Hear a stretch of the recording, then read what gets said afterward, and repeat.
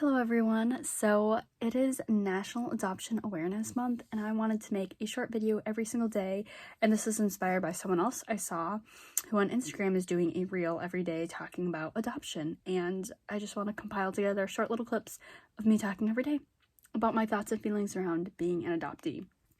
So today it's November 1st and this is the first time I've ever heard about National Adoption Awareness Month, and I love it. I have been following more and more adoptees in the last year and a half, and so I'm seeing more people share their adoption story and speak up about their thoughts and feelings on adoption. So I think that's why this is my first time hearing about National Adoption Awareness Month, and it just makes me feel very included.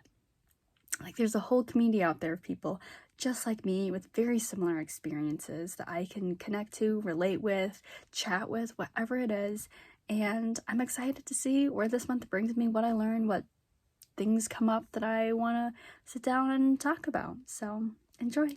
So it is November 2nd, which is the second day of National Adoption Awareness Month, and I thought it'd be a great time to share my adoption story. I am a Chinese adoptee. I was adopted at 10 months old. I came from Guangxi in the Jiangxi province. I was adopted by a single parent, my mom, and back in 2012 we visited China as well as my orphanage, and when I was there I learned that I was discovered outside the orphanage at the gates at 5 a.m. on December 28th, and they just assumed my birthday was the day before, December 27th, and then a 2-month investigation was conducted to try to see if anyone could find my parents. They couldn't, so after that it was concluded that I would just live at the orphanage and wait until I was going to be adopted. Day 3 of National Adoption Awareness Month, and I just wanted to chat about the fact that I was one of very few adoptees in my community. I grew up in a very rural town in Michigan, and there were only 2 other sets of siblings I knew who were also adopted and from China, but we weren't super close growing up. We didn't really talk about adoption growing up. So I don't know, any adoptees out there where you grow up? Did you have other adoptees in your area? Did you meet other adoptees? Or were you kind of like me and you were just on your own? You didn't have that many people to talk to, not a big community. So it just made me feel really weird growing up for a long time. Like, wow, I'm very different, and I know I'm very different, and no one understands me. Day 5 of National Adoption Awareness Month, and today I wanted to talk about 2 questions I get very often. So 1, have you met your birth parents? And 2, would you like to meet your birth parents? Because 1, I have not met them, and 2, would I like to? That's a tough one for me. That is something I truly do wrestle with. I tell people I wish I could read a book about them and just learn about them from a distance, because I don't know if I actually would be ready to meet them in person or not. I've never tried looking for them, so I don't even know if this is a possibility, but I don't know. I would love to learn about them in some capacity or another, know what my parents are like, what the conditions were that made them give me up, what they're doing now, what their life looked like, what, their parents and grandparents' lives look like over in China. But I don't know if I'd be ready to actually meet them in person. So it's just to each their own. I know some adoptees who have tried and some adoptees who just feel like, whatever, here I am doing life. It is what it is. Hello, it is day 6 of National Adoption Awareness Month. There's my little kitty cat in the background. But anyway, I just finished watching the Netflix documentary Found, and one thing I really wanted to talk about was this quote from a mom who said adoption is like grieving. And in my sociology of death and dying class, we talked about near-death experiences such as divorce, retirement, and adoption. And when I raised my hand in class, I said, oh yeah, I definitely believe adoption is like a near-death experience. I'm saying goodbye to a life and an identity I could have had. And my teacher was like, oh, we were thinking from like the biological parents' point of view of giving up your child, because it is like they died, that they're not in their lives anymore. I was like, okay, well, I get that too. But in the movie, the parent had pretty much touched on how I felt, that she had also said that adoptees have to grieve this identity that they could have had and life they could have had. So I wonder if anyone else out there has felt that way or not, because I do. I have so many questions of what my life would have been like if I never was adopted and just stayed at my orphanage, or even if I wasn't given up, what my biological family would be like and what life they could have given me. Hello, it is day 7 of National Adoption Awareness Month. We are a week in to the month, and I wanted to share with you guys a conversation I recently had. I met someone who was born in Vietnam, but moved to the US when they were 2, and I'd mentioned like, oh, I'm adopted from China, grew up in Michigan as well. So we were just going back and forth, and they asked me, oh, do you have a birth name? And I could kind of tell they were asking like, oh, do I have a Chinese name? So I said yes, shared with them the name my orphanage gave me. And then after that conversation, really thought to myself, I was like, wait, I don't have a birth name. I really don't know what my parents named me, or if they even did name me. I don't know what they refer to me as years later, since they gave me up, or what. But that was just one of those small reminders in everyday life of how I'm different than a lot of the people I'm surrounded by. You know, I don't know my real birthday. I don't know my birth name. I don't know much about when I was a baby, I don't know what happened then, what my family's like, just so many unknowns. Hello, it is day 8 of National Adoption Awareness Month, and today's topic is DNA test kits. I personally have never done one. I definitely want to do one. There is no rhyme or reason as to why I haven't done one yet, but I just haven't. My sister did maybe 6 years ago or something, and she learned about herself, which was great.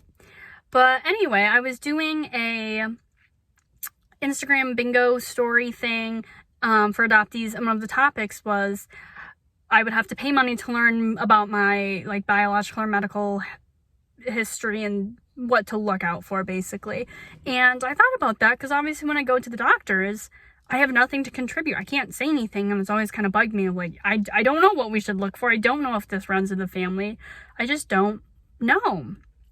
And when I took Sociology of Death and Dying, our final project was to plan our own death. So I thought, okay, I'm going to go with a death that is as realistic as possible. I didn't write that I like got in some catastrophic event, nothing dramatic. I started Googling around to see like, okay, what are some common causes of deaths for Asian Americans?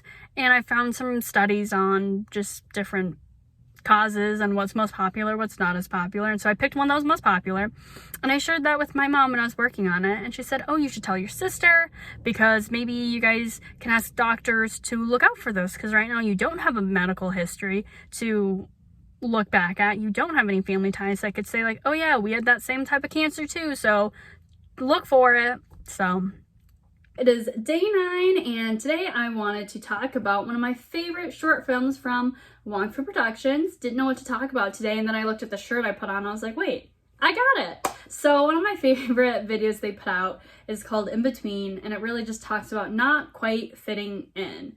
So for example, oftentimes people feel like, okay, I'm Asian, but when I'm with other Asian people, they perceive me as too white to really fit in, but then when I'm with white people, they perceive me as too Asian to fit in.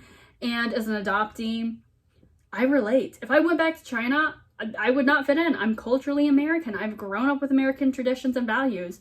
But when I'm home in Michigan, I am visibly, very physically different, and people have an idea of how I should act or who I should be based on my appearance. And it's definitely added to my struggle to figure out who I am. It's very confusing when there are all these different expectations or preconceived notions projected onto me. Just because I'm Asian doesn't mean I'm good at math. And then if I'm over in China and they talk to me thinking I know the language and the culture and I don't, I just feel so embarrassed. I'm like, I'm sorry, I wish I did. I do. I wish I was more connected to my heritage, but I'm not. So here are just some thoughts I had inspired by one of my favorite Wong Fu videos. Hello, it is day 10 of National Adoption Awareness Month, and today I want to talk about language. I personally can only speak a little bit of Mandarin. I wish I was fluent. I wish I knew way more, but I don't. It's a work in progress, and that's okay. But like many adoptees, I'm sure, I get asked the question, can you speak Chinese? Can you teach me anything in Chinese? And really, no. There's not much I can do. And a small part of me always feels like I'm disappointing them. Like they just seem so disappointed when I say, no, I can't do much. And if I do speak what I do know, I just feel like an imposter because I don't even know if I'm saying it right. I just learned through apps, and I did take a semester of Mandarin when I was in high school, but that doesn't count for much.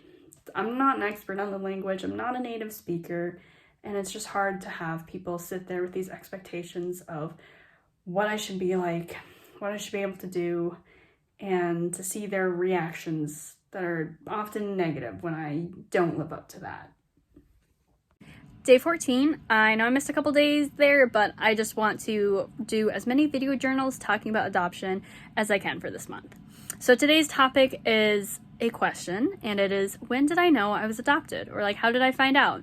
And for me, that's always been a fact of life. I don't remember when I found out. I was raised just with that fact, just like my eyes are brown. I'm adopted. It's something my mom really made sure that my sister and I knew, and that we weren't going to be embarrassed by it or anything like that, to understand we're adopted, other families adopt kids too, and it's definitely nothing to hide or feel embarrassed about. I mean, she grew up reading us children's books talking about adoption, so for us, it just felt very normalized, and I really appreciate that because I feel like if I found out later in life, it would be a lot harder for me to figure out who I am and just wrestling with that identity. Day 15, and today I want to chat about fellow adoptees because tonight I have scheduled a Zoom event with other adoptees, and I've done one from the organization that puts it on before, and so I thought, you know what, I just want to chat about an adoptee community because there have been many times where I grew up feeling like no one understands me, just feeling very alone and having a hard time processing and unpacking some emotions and experiences I've gone through. And I live in a rural setting, just for a little backstory. So there's not a big adoptee community around me. There are no like in-person events I can go to. I mean, especially given COVID. So when I recently started getting involved in Facebook groups and meeting other people online, it definitely satisfied that kind of just unsettled feeling I had constantly with me of like, no one gets it. No one gets it. And then when I met other adoptees, whether they were Chinese adoptees, Korean adoptees, Indian adoptees, Romanian adoptees, just any adoptee that I've been able to meet, we've been able to find some common ground and chat about some experiences, just feeling all sorts of emotions. So if you're out there and you're an adoptee and you haven't been able to have that support and you want that type of support, I highly recommend checking out online communities and just trying to meet people that way. And maybe you will find out about stuff you can do in person in your own area that you didn't even know about. I mean, the Zoom event I'm going to, I found out about that organization through Instagram. It popped up in my feed, and then I followed some other people from the first Zoom event I met, and then they've shared other stuff, and I have just become so well educated, it feels like, on all these resources out there for adoptees, and I am loving it. Day 16. Today's topic is heritage tours. I was fortunate enough to go on one back in 2012, and it was truly life-changing. So I went with other adoptees who were, adopted from China, grew up in the US, and we just hit up some big touristy spots. We went to Beijing and Chengdu and Xi'an. I don't know if it was in that order. But anyway, so we went to places like the Great Wall of China, Temple of Heaven, Terracotta Soldiers, Panda Reserve. It was super cool to be able to go learn about the country I came from and the culture. And it definitely set the momentum for me to want to further that and learn more and more, and also reach out in the adoptee community and find more people with a very similar and shared experiences I have had and find that support there. I also went to my orphanage, and so did my sister. It was optional. You could tack it on outside of like the 10-day itinerary trip. And when people asked me how it felt, I said just peaceful. I didn't really have any expectations going in, but I felt very at peace getting to have like another puzzle piece to my history that I don't know anything about. It was very eye-opening to go to my orphanage, see what it looked like, meet some of the people there, and be like, all right, this is where I spent the first couple months of my life. And I walked away feeling like, you know what? I thought it was very evident that the people there cared and worked hard to care for all the babies and all the children and did everything they could with the little that they did have. I also felt very loved and supported. Maybe loved is a big word to use, but when I went there, they set off some firecrackers and they had a huge banner that said welcome home in Chinese and used my Chinese name. And I felt like such an honored and special guest there. And I really liked that little sense of belonging. And that was something that I'm very fortunate to have experienced. So to any other adoptee out there who has the opportunity to go on a heritage tour to your home country, I highly recommend it. I had a very positive experience, and I hope anyone who does go has another positive experience as well. Day 17. Today I wanted to talk a little bit about what it's like growing up with another adoptive sibling. So my sister and I are both adopted from China. Different parts, we aren't biological. And as much as I love my sister and find so much support and encouragement from her, our own feelings about adoptions are very different. I'm someone who loves to talk about adoption, meet adoptees, connect to my heritage, learn about everything I can about Chinese culture. But my sister, on the other hand, doesn't really bother her. She doesn't feel a need to do that like I do. And my mom definitely was warned about that. And she definitely has had to learn how to handle us differently. So if there are any adoptive parents out there, or potentially, adoptive parents out there, that's something to think about. Just because you adopted children doesn't mean they're going to process it the same way. And I've met other adoptees who say that they feel the same way I do. But their siblings, not so much. It's not a big deal to their siblings. Their siblings don't want to explore it, and they just want to move on from it. So, to each their own. We are all on our own journey with our own thoughts, feelings, and each are equally valid. Day 18. So yesterday I talked about siblings and adoption, and today I thought it'd be a great opportunity to talk about friends and adoption. So I have been very fortunate that all my friends in my life have been very respectful, kind, considerate, and open-minded when it comes to the topic of adoption. They've never been super pushy, and oftentimes they start off with saying, "Hey, I want to learn more about your adoption. Is there anything you'd like to share with me?" Or, what would you be willing to share with me? Because I want to know more about you and what you've gone through. And they've always asked just very open questions where I think it shows a great level of support and respect, because adoption is hard to talk about. And as we know, every adoptee's experience is different and unique. And some people will want to share more, and some people will want to share less, and some people just don't want to share at all. And I've definitely appreciated having people in my life who don't push for more information than what I'm willing to give, and they really look to me to lead the conversation. And I think that made those conversations so intimate and memorable and just heartwarming to know, like, hey, I have these people who are very curious about a part of me that I find important, and they're doing so in such a respectful way that I feel very supported by them, that they aren't just looking at me like I'm some zoo exhibit trying to figure out what it's like, but instead they really want to get to know me for who I am and for what my experiences have been and how it shaped who I am. Day 19. So today I wasn't really sure what to talk about. I was trying to figure out what do I want to put out there, because this whole video journal diary series is about me trying to share my adoptee thoughts, feelings, experiences. So I pulled a lot of inspiration from just the things in my day-to-day life, like social media. So today I typed in adoption on Instagram, and all the results, except for one, but the first, however many pictures that show up, were dogs. I think some cats, but they were pets. Pets. If that's the first thing that comes up for adoption, are pets? That doesn't really make me feel like my experiences are being heard. That the whole adoptee community is buried under pet adoptions. And I grew up with the phrase gotcha day. And for the longest time I didn't have an issue with it. I was like, it's my gotcha day. We go through my albums, we talk about my adoption, ask my mom how she feels, whatever. It was always a time to kind of reflect, and it's a special day for me. But as I got older, I started hearing more and more conversations around, is Gotcha Day really appropriate? Because so many people use that for their pets. And if we're talking about adoptees and people, I'm putting them on the same level. That's not really appropriate now, is it? And that's something I struggle with, because when you put it into those terms, I'm like, yeah, I don't really think a Gotcha Day fits for me as much anymore. And this goes back to adoption is truly, it's a journey, it's a process. Because at one point in time, I was like, yeah, it's my Gotcha Day, it's my Gotcha Day. And now at 22, I'm like, do I really love that term like I used to? I do like Happy Adoption Day. That's fine. That works for me. Day 20, and today's conversation is triggers. So I recently shared on my personal Instagram another adoptee's Instagram picture. It was a nice little graphic that listed triggering statements triggering statements that non-adoptive people say to adoptees. And there were a couple that I agreed with, some that I haven't personally experienced, but I can definitely see how they're triggering too.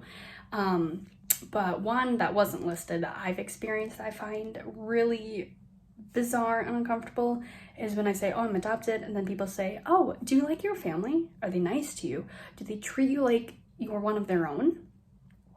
And that's just always been a weird conversation for me to have, and I don't really know how to explain to people to just be like, you know what? Yeah, my family's fine and dandy. I do love them. They've always treated me like I'm one of their own, and I love the people that I've grown up with, and I don't feel that different when I'm with them. But when people bring up questions like that, it just kind of reminds me like I am different, and I definitely look different than the people in my family. They're all of like European descent. I'm clearly Asian. We don't look alike at all. So yeah. Day 21, and today I'm going to talk about the question, where are you from? It is a very famous one that I think we are all familiar with. Anyone who could be a minority in this country, anyone who's adopted, there's just, everyone wants to know, where are you really from?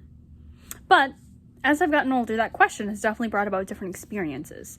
I think I grew up with that question having a lot of subtext to it, or it kind of felt like a loaded question. Like, okay, if I don't answer this correctly, we're definitely going to have to go through a couple other questions and steps to satisfy this person and end this conversation. So, not my favorite thing.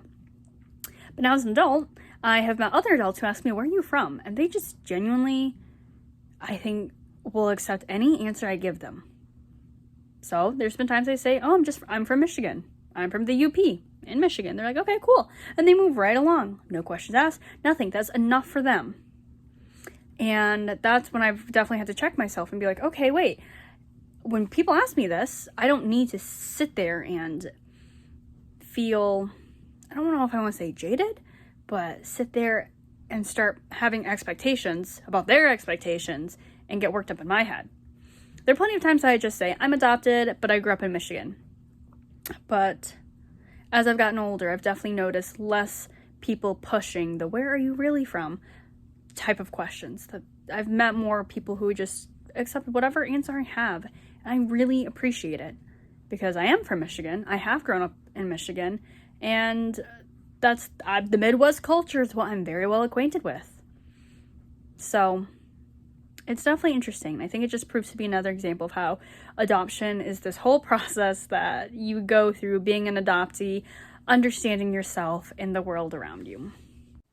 Day 22. So today I wanted to share a story with you guys. When I was in second grade, we had to do a timeline of our entire life and just put significant events. So I don't know, it was second grade. People probably wrote like, got a blue bike for my 7th birthday or something like that.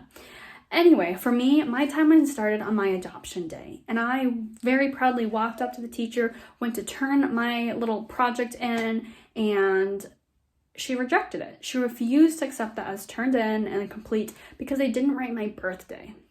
And it hadn't even occurred to me. I didn't even think about that because really, those first 10 months of my life are such a mystery. Sometimes it's hard to consider that as the start of my existence because I really don't know much about it, hardly anything. We don't even know what my real birthday is.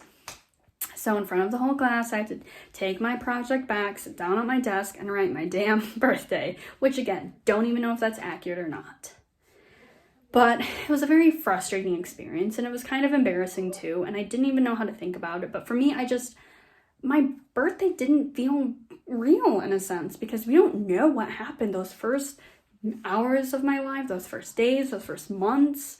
So to me, my life just started on my adoption day because that's when I will have the most accurate information about myself that I possibly can. That's when my mom, came into the picture and can tell me stories about myself and what I liked, didn't like, what I did, didn't do, stuff like that. So hello, day 27, and today I wanted to share with you a story from August 2020. So I was shopping at the local Walmart, and some maybe 15-year-old boy walked past me and yelled, "Asian alert." And then he walked into the next aisle and yelled, "Coronavirus." And his parents were there too, or what I assume are his parents. Yeah, that was one of the most, like, blatantly obvious racist thing that has ever happened to me. Whereas, like, in front of everyone in the store that multiple aisles could hear, he yelled that. I didn't know what to do. And then when I kept shopping, everywhere I turned, he was there. So I'm going to say that he was following me. That's how it felt. That is really how it felt.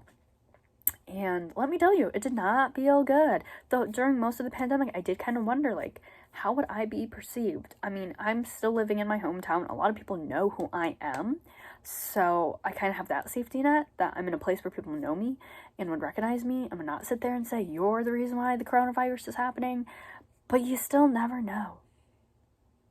So there are times where I definitely was a little hesitant to go out, or I tried to go out for groceries, later at night and not go out frequently. I would just go home, go to work, and work's a safe space for me. Like, all my coworkers are fine. They're lovely, supportive. But it was just not good. I don't even have the words to describe it. And I know the story isn't so much about adoption, but it's one that I just wanted to log in my diary of this series of videos. So I wonder, have any other adoptees out there had a similar experience during the pandemic? How do you guys feel? I would love to hear, because it just left me at a point of confusion. That's not a good word, but just, I was like, I don't know how to react. I don't know what the right answer is. I don't know what I should do. I don't know what to expect next time I go out. There's just a lot of uncertainty. That's a better word. A lot of uncertainty. So that's that for today. Hello, it is day 30. It is the last day of National Adoption Awareness Month. Thank you all who tuned in and watched. I hope someone learned something this month during National Adoption Awareness Month, whether it was from my videos or someone else. And if you're an adoptee out there, I really hope you could relate and resonate with something I said. I hope someone out there just feels less alone, maybe more understood and supported. Feel free, if you're an adoptee or anyone, adoptive parents, whatever, feel free to reach out to me. I'll put my social media links in the description box. I love talking about adoption, and I really wanted to challenge myself this month to actually share my story in my voice, because I do it a lot in person with people I know, but it was a little intimidating to put this together to post online. So thank you all who watched, and take care.